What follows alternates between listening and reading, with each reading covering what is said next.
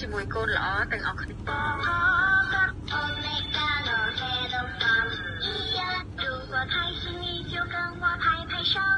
ភាសាអង់គ្លេសភាសាចិនភាសាខ្មែរ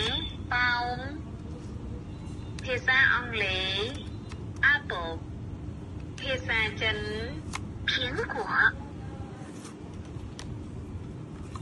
香蕉ភាសាខ្មែរចេកភាសាអង់គ្លេស banana sorry ស្វាយពត្រា